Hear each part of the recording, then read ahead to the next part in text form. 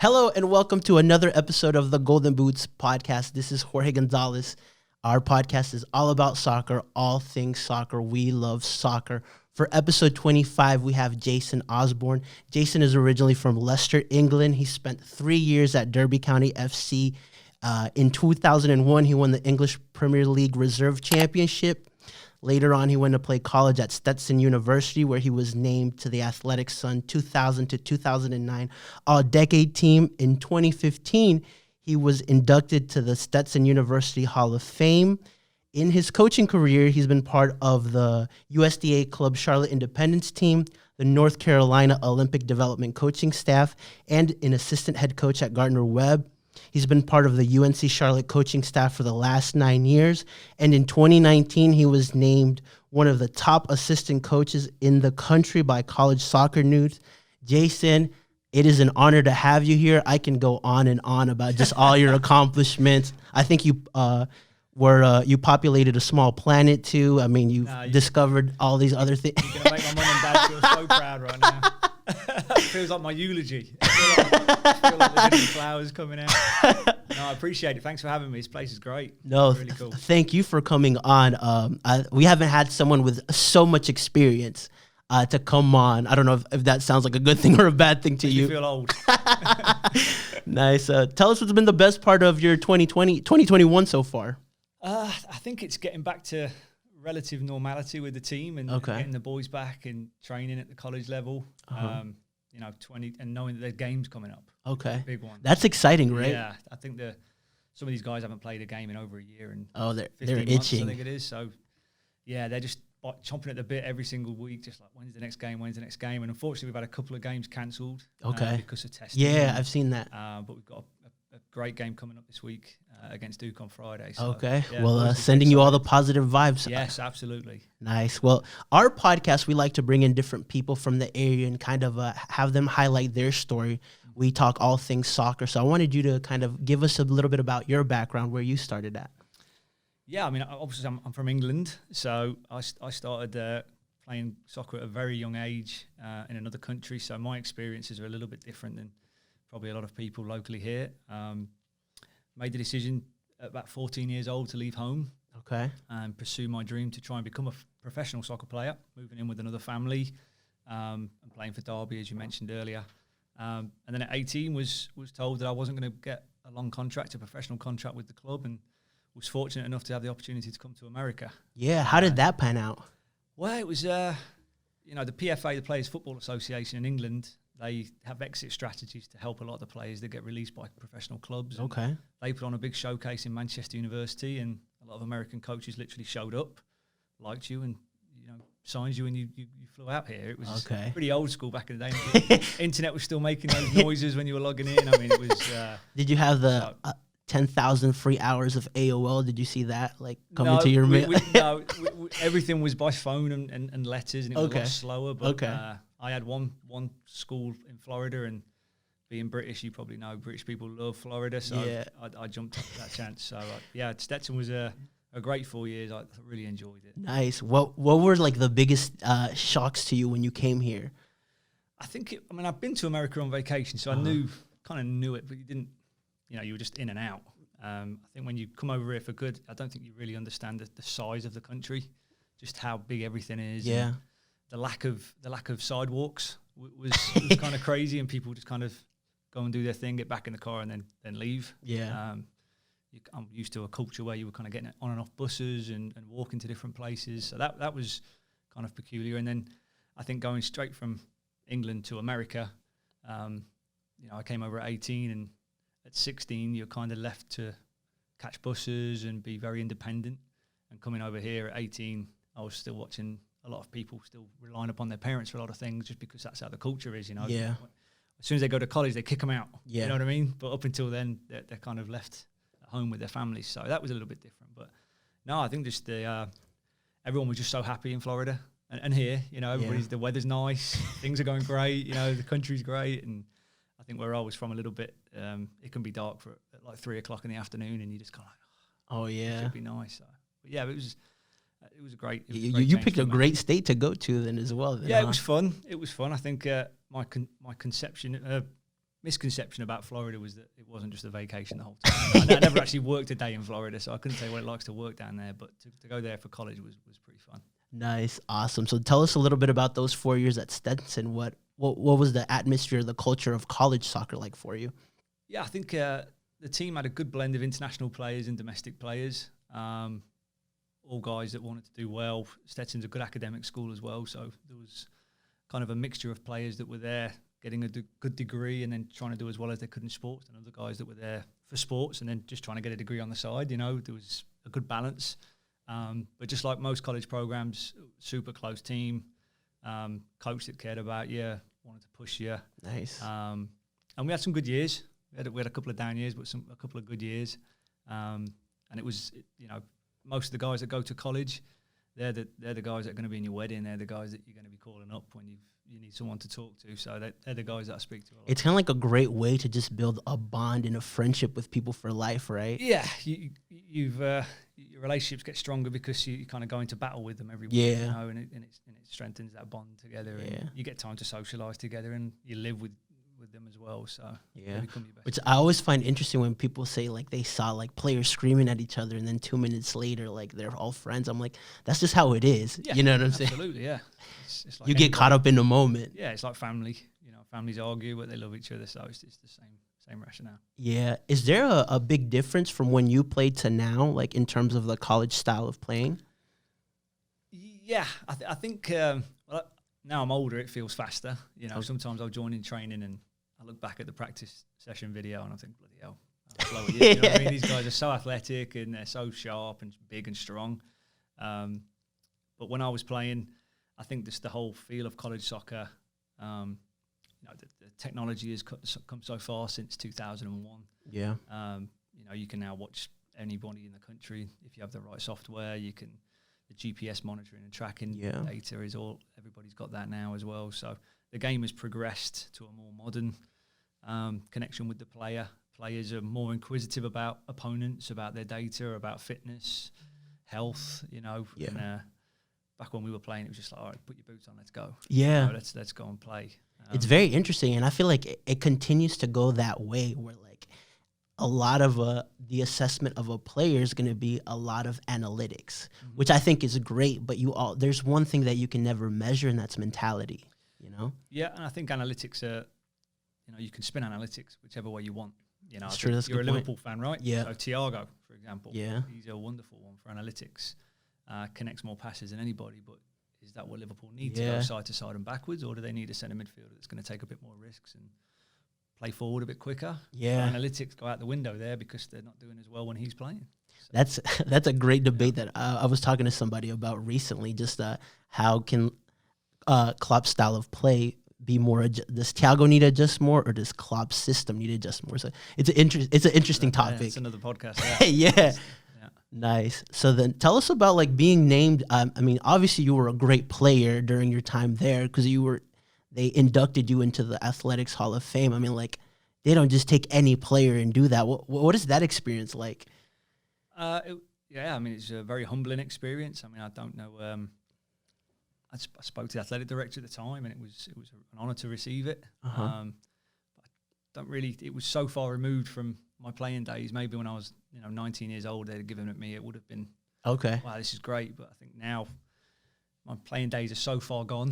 You know what I mean? I just look at game as a coach now. Okay. I miss it thoroughly as a player. Yeah. But you kind of forget a little bit about the playing days. Now you're just completely focused on coaching. But no, it was wonderful accolade, and I appreciate it a lot. Nice. Yeah. What was your mentality in terms of being a player, just from that player perspective? Because to have accolades and for a magazine or somebody to say something about you, and then you get inducted, you've had to have some skills. But I also think that there's other factors that play into that. Like, what was your mindset as a player? I think that's a great question. I have not thought about that for a long, long time. I think that you kind of model at a young age. You kind of model yourself on older players and some of the best players at the time. For me, it was Paul Scholes. Okay, Scholes was good. Being short and being not as athletic as a lot of people, I was kind of craving to find somebody who I could look like and run like and act like, and he was that kind of person in the top for me. Okay. And, the things he could do with the ball, using all different parts of his feet, his movement before he received the ball, to get on the ball, because he wasn't as fast as everybody else, but he could just be very smart and savvy. And the way I love scoring goals, but I had just as much satisfaction getting assists, and I loved the feeling of putting a nice ball in the box or slipping somebody down the side. So I think that was kind of my feel as a player, is just to connect everything together. Okay, nice. I like that. Cool. So then you finished there. Then tell us about when you first started your coaching. Like, was it something that you always thought about, or was it something that you were like, you know what, like, I'm going to try to do a career, and then no, like, soccer's calling me back? What was that like? No, it was a complete necessity, to be honest. I didn't really think coaching a lot of young guys think that they're going to be pro soccer players every single day, and I thought that as well. And it got to a point where I wanted to stay in the States. My whole adult life at that time, at 23, was in America, and I wanted to do my master's degree. So to do that, I had to be on a student visa and go back to school and get my master's to stay in the States legally. And I went to Gardner Webb, and I had to coach. I wasn't much older than most of the players. Some of the players were actually older than me that I was coaching, but I just kind of got thrown into it. And the coach there, Tony Stetson, was very, very gracious. He let me take a lot of sessions and become a part of it. And then I got the bug. I started to see the impact you could have on young guys, and being on the other side of the bench to actually help. And I really enjoyed it. I love the assistant coach role. Is something that comes very natural to me. I love the connection with the people. I love being around the boys. Keeps you very young. Yeah. Understanding what the good music is and what the bad music is. And they remind me about that every day. I like Phil Collins, and they like the young rappers and stuff. But it's your personality type. And for coaching, for me at the time, I just was so far removed from it. Okay. And then I just kind of got thrown into it, and then I started to love it. Okay, nice. And how did you develop that coach mindset? Because I feel like being a player and being a coach are two totally different things, obviously, right? But what kind of things did you have to, like, were you more thinking about how I would do this, or were you assessing a player and saying, what can I add? Like, what kind of things goes through minds of when you're kind of beginning that coaching career? Well, I think myself, just to talk from my experience, a lot of people just kind of regurgitate what they've seen. Yeah. So I was mirroring a lot of behaviour that I had as a youth team player myself. So I was copying coaches from Derby, coaches from Stetson, coaches I'd seen on, coaching courses. You were just kind of, is this what it's supposed to feel like? And I think as you get older and more experienced and a bit more confident in your ability, you start to have your own philosophy and your own identity as a coach. And for me, it was very much the connection with the players, communicating with them, getting on their level. And my role as an assistant coach, which, like I said, I enjoy a lot, is kind of that conduit between the head coach and the players. And, this is what he's trying to say to you. You know what I mean? This is what you need to do. And kind of just being somebody they can talk to on the side as well. Because, the head coach, he's got to make the decisions. I'm not going to make the decisions, the big decisions, that final decision of who's starting this weekend, who's coming off the bench, who's doing this. Even if it's yours, you can kind of blame the head coach, right? that's why he's got the big office. You talk to the head coach, and then you're like, well, he's the one that makes the final. I'm the good guy, you know what I mean? But the assistant coach is supposed to be in there with the locker room with the boys, and that's our role in every sport. Yeah, we're just closer to the players. It has to be like that. Yeah. What does the relationship have to be like between player and coach? Because obviously there should be some sort of friendship, I feel like, just for a bonding aspect. But there's also like a thin line between being a friend and being a coach. And how do you kind of make sure that you're walking on that line the best you can? Yeah, that's a good question. I think obviously it depends on the age of the players you're coaching. I think coaching a youth team player as opposed to a college age player. These guys are 18 to 23 years old. Yeah, they're men. They could be off fighting wars. They're men. So the relationship is a grown-up relationship built upon respect. But I think when you ask that question, the first thing I thought of is just knowing the person before the player. So you can't go out there and start coaching somebody you don't know. Yeah. So it's spending that time to ask them how the family's doing, what are they up to tonight, how's the girlfriend, is this your song you're playing? Why are you listening to this music? It's just having a connection and finding out who they are. Yeah. A holistic approach just before you actually start talking about kicking a ball around. That's good. So that would be my kind of take on that. Know who you're dealing with. Just like in any business, any sort of setting. You're not just going to come in and start barking orders at people before you know what's going on. Or maybe they've had a bad day. Maybe they're under stress at school. They've got exams coming up. So that's know the person first. That's good. I feel like that's been more highlighted the last 10 years, you know, versus before. Like, people are like, okay, like, it doesn't matter. Like, just, like, whatever you have, leave it behind and go on and play, which, I mean, like. Yeah.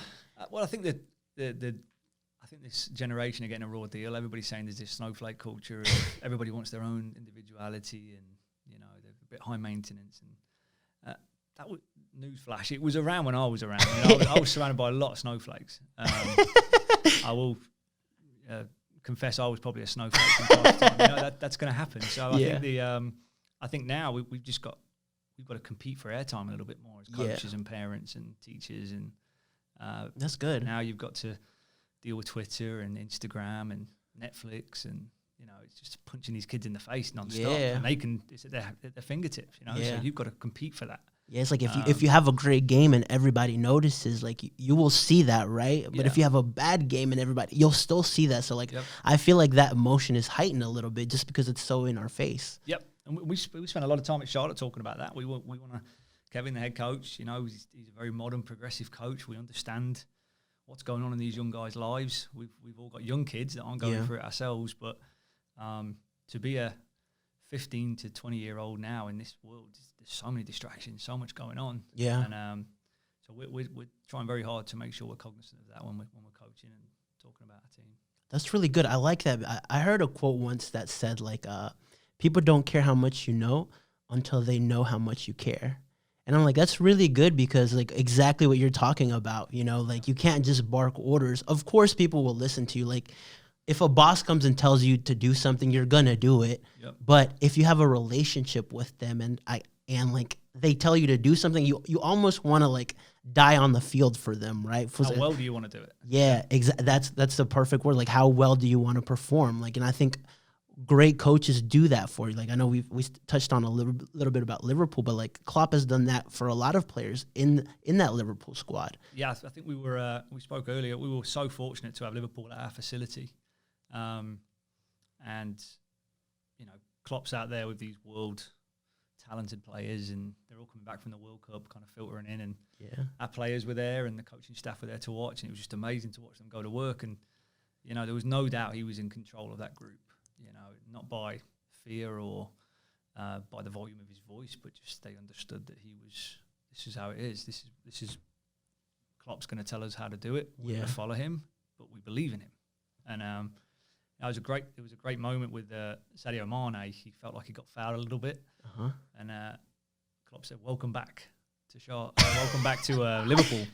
And obviously we were all like, pretty funny. He just told him welcome back because he just got back from the national team. Yeah. But he was basically saying, this is welcome back. This is how we train.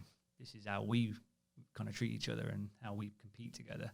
I love that. It's pretty profound. And again, going back to your question about how do you learn how to coach, and it's just you taking little tidbits from these guys. And yeah, but Klopp was great. What a gentleman. He spent time with the players and came over and chatted to them, and really first-class organisation from top to bottom, those guys. I love that. That's actually really cool. I'm glad you mentioned that. Yep. I mean, I like that aspect. I mean, like, like the coach plays such an important role, not just from the sideline, but from the organization of everything, right? Like, it sounds like everything that's portrayed on the team is kind of his personality as well, which I love. Yeah, and I think with Liverpool as well, obviously you've got such a strong personality in Klopp. Yeah. But you've got some really alpha personalities that know their role within the team. The Runners, the Hendersons, the Van Dijks, you know, they all have their own little role to play, and you could totally see that coming out in the training sessions and how they interacted with each other. Nice. I love that. Let's touch a little bit about, because you also coached club as well, right? Mm-hmm. So tell us about that. Club's a little bit different. Yeah. You know, I think coaching club soccer, depending on the ages, obviously, because you've got 18 all the way down to the little kids. And I think coaching in club is purely developmental. Maybe in the last couple of years before they go to college, or 17 or 18, but you're focusing on the individual, you're focusing on their own pathway through their career as a young soccer player. But what's amazing about it is just what it teaches these young kids. You know, one of my daughters is playing soccer at the minute, well, both of them are, and we sign them up, and you just see them figuring stuff out. You know, how to work as a team, how to deal with adversity. Are they winning? Are they losing? How to listen to somebody else other than a teacher and a parent. Yeah. You know, respect to coach. Can they follow a game plan? You know what I mean? There's just so much going on, and it's just it's a natural, organic way of learning life skills that. It's so much different for you, right? Since you're a parent, like you're assessing it through a parent and a coach's perspective. Yeah, I mean, I stay away from it. You know, my wife's asked me to go and coach, and I said, I'm not coaching. She's not listening to me. There's no way she's going to listen to me. She's going to be like, Dad, get away from me. Neither of my daughters are going to listen to me. But yeah, I think Kev told me, you know, enjoy it. You know, go and watch them and stand back and get a coffee and a newspaper and just watch and enjoy it, because you've got no pressure. You know, let that coach figure it out. And she's going to come and say, he's not playing me, or, you know, we're not playing long enough, or I'm not playing in this position. You just go figure it out. You know what I mean? Go and have your own journey, you know what I mean, away from me. And they seem to be having a good time with it. I love that. Is there a commonality between like a club and college that like you see like certain players that are like, okay, this player has kind of showed the same similar traits when they were playing in club now that they're in college? I guess the better question is, how do those club players prepare for college? I think that the big, well, first of all, club players are coming into the college scene far better prepared than they've ever been, I think, in this country, from my experience. Technically better, understanding of the game. Obviously, soccer's on TV now a lot more. Yeah. They can watch it on their phones. They can, I mean, it surrounds them a lot more than it used to. So players are coming better equipped. The area I think that could kind of bridge the gap is that now they're going from a developmental to a more of a performance phase of their career. Yeah. Now games mean a bit more. Another massive part about going from club to college is, you know, when you're going through the ages at club, it's very kind of segmented by age. Well, when you show up at a college program at 18 years old, there could be a guy you're playing against who's 23, 24 years old. Now, as a young player, that's phenomenal. You know, you're going to get to learn off a guy who's been there for 4 years. You know, you're going to get to train with him every day, compete with him, maybe beat him out of his spot. You know, so that exposure you're getting to people that have had more experience than you in your field is massive. So I think moving on to the college level, getting the chance, because most countries, South America, Europe, you go to a field on a weekend and you've got kids this big, everyone's just playing. You could be 5, 12, 13, it doesn't matter. It doesn't matter, everyone's just playing. Yeah. And I don't think we get exposed to that as much here. That's very true. Through nobody's fault, that's just how it works. But I think that just rough and tumble, playing with older boys, or playing up a couple of ages now and again, I mean, that's how I figured out how to, you know, the timing and using a little bit more of my brain than my brawns, because these guys are a lot bigger and stronger than me. You know what I mean? That they're the moments that I had those aha moments. So I think that's when you get to college, you have to do that, because there's no age restriction in those 5 years, you know. So I think the belief perspective now too is just so much higher in terms of like a performance, because you see all these American players now going to Europe and thriving. You got Pulisic, you got McKennie, you got Adams, you got Gio Reyna. So I feel like as before, like you didn't see this. So like I think that's an aspect that like people haven't explored yet as much, where like, okay, like a 13, 14, 15-year-old can believe that like they can set themselves up to kind of get to those levels, right? Yep. Well, before like, oh, okay, like it's like the U.S. soccer's not as strong, but it's becoming stronger. Yeah, I think the that kind of they've got to touch it and feel it. Yeah. You know, there's a 14-year-old in Charlotte 5 years ago believing pro soccer. Probably not. Will he in 5 years' time? Probably, because there's going to be a place right there on their doorstep where there's players going through the system. So it's just a changing mindset, kind of a paradigm shift of what's achievable and what's not. So, yeah, those guys going over to Europe's fantastic for America, fantastic for the game over here. And McKennie, what a player. Yeah. He's got a great career ahead of him, and he just works his tail off. They must love him there. His work rate and his energy. Yeah, a friend of mine who does like an analytics podcast, and like he like broke down everything. I'm like, man, like this guy has everything, you know. Yeah. He's going to be a good player. Nice. And so you've been at Charlotte for 9 years now? Yep. Nice. Tell us about that experience. Like, how did you actually end up at Charlotte? Yeah, so Kevin, the head coach, we were pretty close in his first couple of years at Charlotte, and you know, very much a mentor of mine. I'd go and meet him and ask him for advice and put a lot of things by him. You know, I was a youth team coach at the time, asking him about formations and style of play. You know, just trying to figure out what am I doing. You know what I mean? Just very humbly asking somebody in a better position. And he was great. He used to take time to meet me in coffee shops, and I'd go and watch practices. And obviously, they went to the College Cup final in 2011, and he was offered a job in 12, and he took it and asked me to join him, which obviously threw everything away and absolutely, you know what I mean? Like the chance to go and work for somebody who you know is going to help you, and you know that's just doing something at such a high level. Yeah. And he's just obviously the last 9 years have been great. Every year I seem to learn something new, and he's one of the best coaches in the country bar none. And I think his development as a coach, his evolution as a coach, I've been firsthand to be able to watch it. So I've been very privileged to be there.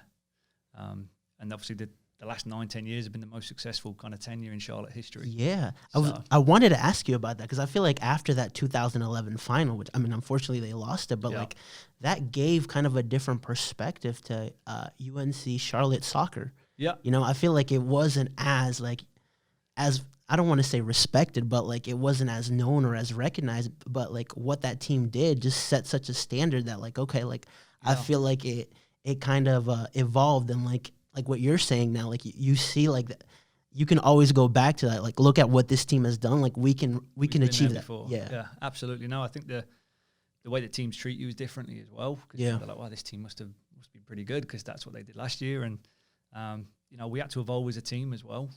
Teams play you very differently than they did in 11, so we had to change things that we were going to do from a recruiting perspective, style of play, philosophy, you know. And I think if you look at our teams over the years, there's been some phenomenal teams all playing the Charlotte brand of soccer. Yeah. But it's just been every year building and building and building and building. Yeah. I mean, even now that you've got Brent Bronico going to Charlotte FC, I mean, a UNCC grown talent. Absolutely, yeah. Brant was one of the first recruits Kev got, kind of his first year as a head coach. Okay. Bringing him in, and I think seeing Brant come in, obviously we all knew he had great things ahead of him.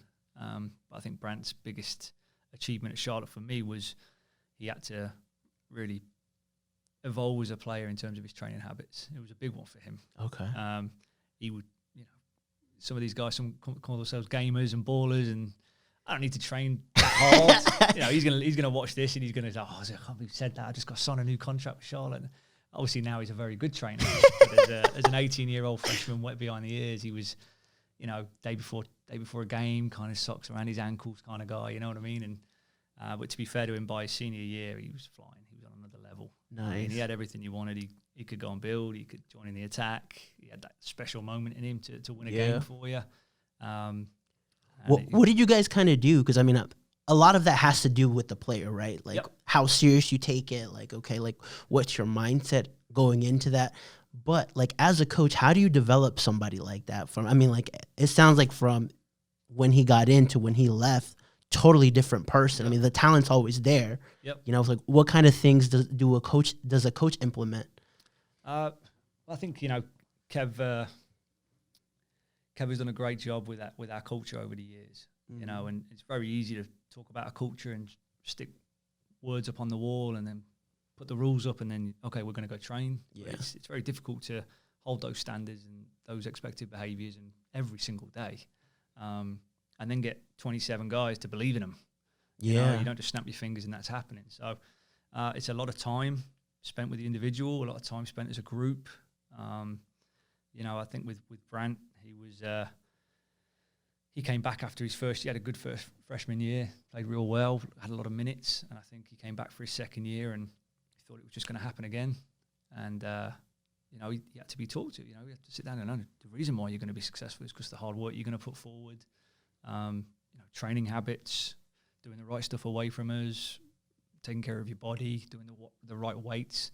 You know, help me for saying this, but we used to call him Swole Patrol because he had some big muscles and little legs, and we gave him stick for it. And we said, you know, instead of, you know, nicely putting it, you know, called him Swole Patrol.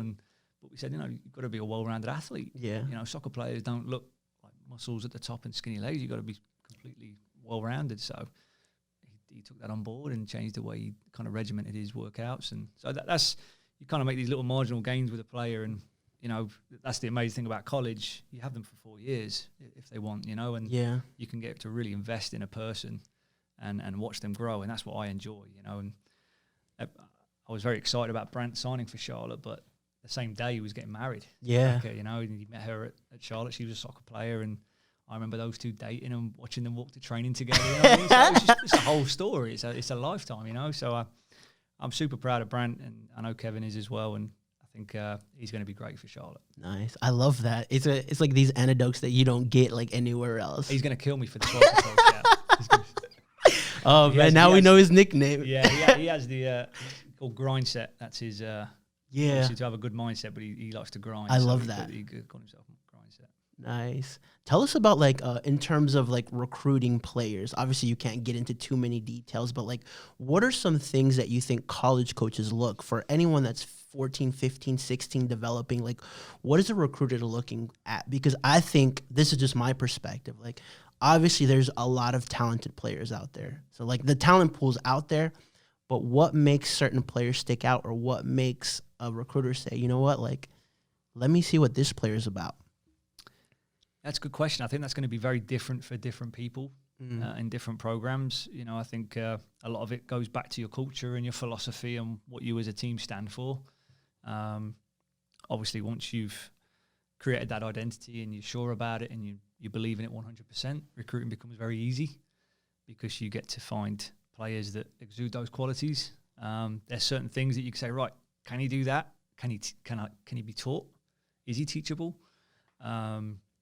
And then there's some things that you can't really teach straight away. Yeah. Sometimes it's going to take a little bit longer. So I think the identification process at the 14, 15 age group, you know, look at some of these players. I've seen pictures of Christian Pulisic at 14. He was tiny. Yeah. You know, and then he shot up in his sophomore year or whatever it was. And so giving a kind of an answer on a player at 14, 15 is tough. You can make a good idea, but I think it's just identifying players and continuing to watch them, find out what they're like away from the game, you know, what they like in training. Are they on time? Are they good people?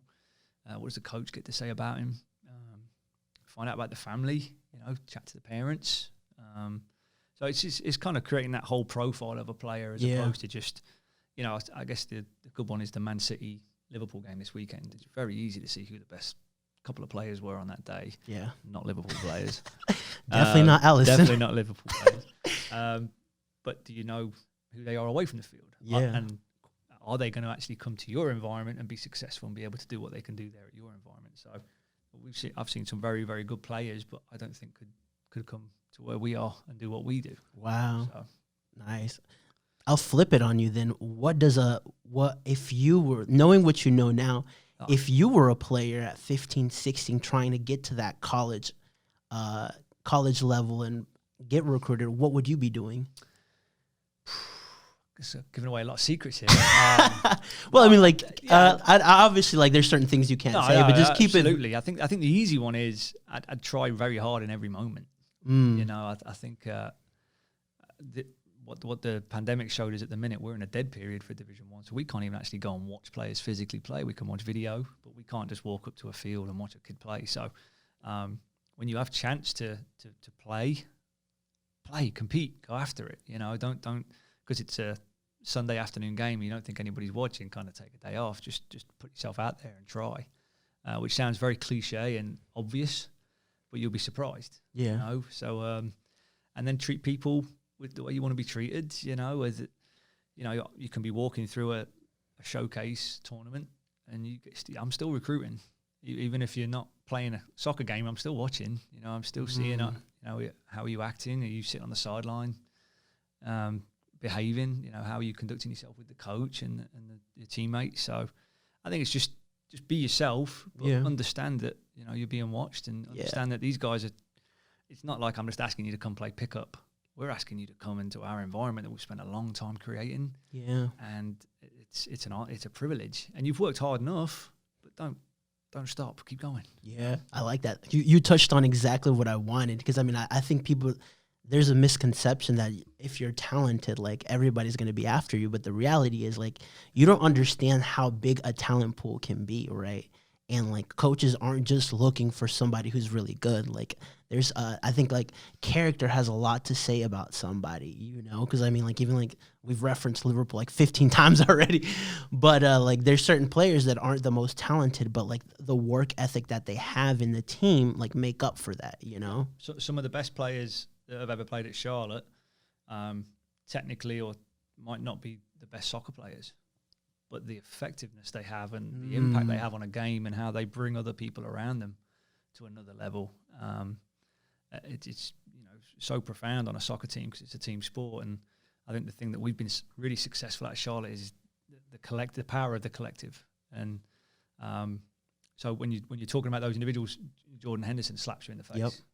Milner. And you've probably seen the video of him mic'd up, or not mic'd up, but with no crowd, you can hear him talking. Yeah. And just the way he talks to his teammates, and he's telling Thiago, who he can't lace Thiago's boots technically, you know that. He's a phenomenal player. Yeah. But he's telling Thiago to drop and mark, and he's telling people to get out, and he's just making everybody around him an 8 just because of his voice and his presence. So I think, no doubt, I think there's talented players are everywhere, but if you can get a talented player that has that same mindset as Jordan Henderson, I mean, that's quite a special package, you know. Yeah, I love that. My last question then to you would be, what has soccer taught you about success? That's a really deep question. I think your definition of success, I think, can change over the years. You know, when you're a kid, your success is winning a game, winning a championship. As you get older, it's getting a job. It's whatever you want to be, becoming the best. But I think that my definition of success based upon sports is maximizing your potential. Just when you asked me that question, I was thinking of some of the players that have come through our program and people I've known, and it's the success stories are vast. There's so many success stories, but the success stories that always resonate with me the most are the ones that, wow, he's got potential, but I don't know if he's going to make it. And then, he's going to make it. He's got the mindset to push, and he's going to do well. He's going to do well. And then they make it, and they really get right to where they need to be. And that is their version of success, which is great. And the reason they got there is the best analogy I could give was probably be a scoreboard. When you're playing a game and if you're constantly checking the scoreboard, you're constantly worried about the opponent and the sideline and the fans and how am I going to look on Twitter after this, and you're going to completely forget about what you're there for, the game. Yeah, that's good. So the people that have been successful that I've been very close to, obviously Kevin's a great example of it at Charlotte. They don't surround themselves with people that are going to drag them down. They surround themselves with people that are going to help them. Yeah. People that are going to push them and provoke them. But they've got their eye on the prize, and they're going to go for it, and they're going to maximise their potential. So that would be my kind of with soccer. Man, I've played with some very good players, but I think the talented players and the players that work hard and give everything and maximise their potential, I think have resonated with me a lot more. I love that. Maximize your potential, and you touched a little bit on it, like protect your association, right? Yes. Who you're listening to, you know, because everybody has opinions. Yep. Right, but you have to figure out whose opinions or whose facts are going to take you to where you want to be. Absolutely, yeah. I think when you're talking to the same person every day, you're going to start to think like them. You're going to start to act 100%. Like them. So you have to have a good, varied, close group of people around you to keep yourself grounded, and that's what I'm going to strive for as well. I love that. Nice. I got a bonus question for you then. Will Leicester ever win the Premier League again? Man, I don't know. It depends if Vardy re-signs for another 2 years, possibly. How old is he now, like 34? 36. 36. Yeah, wow. Yeah. It's crazy. On a little bit. Kind of like just a side note, the players at 36 who just still display such a high level. Are you asking me how old I am or Vardy? No, Vardy. Oh yeah, I think Vardy's in his early 30s. I thought you were talking about me. Oh, okay. Yeah, Vardy I think is 33. Maybe. Okay. I mean, still way fitter than I was at 33. Yeah, I don't know. I think Brendan Rodgers done a great job. Again, Leicester have had to evolve a little bit. They can't do the old. He surprised me because, I mean, at Liverpool, like I felt like he came a little short, but I guess he grew as a manager, huh? Yeah, he did. And I think he's got the backing of the players. They've all bought in pretty good with him. And I think I was surprised we didn't go after a few more people in the January transfer window, to be honest. But I guess they know a bit more than me. Well, I'm going to tell Brendan to give you a call then, kind of. I don't know. I'm not used to that Leicester weather anymore. I don't think I could live in Leicester anymore. It's a bit cold there. So. Nice, awesome, Jason. Thank you so much for coming on today. We really appreciate you having you on here. Perfect. Thanks, mate.